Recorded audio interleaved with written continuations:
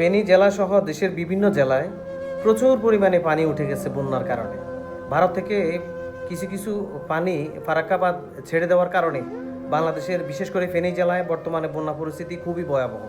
আপনারা যে যে যার যার অবস্থান থেকে ভিডিওটি দেখছেন এবং যারা যারা বন্যায় ক্ষতিগ্রস্ত হন নাই, যারা ক্ষতিগ্রস্ত হচ্ছে তাদেরকে সহযোগিতা করুন।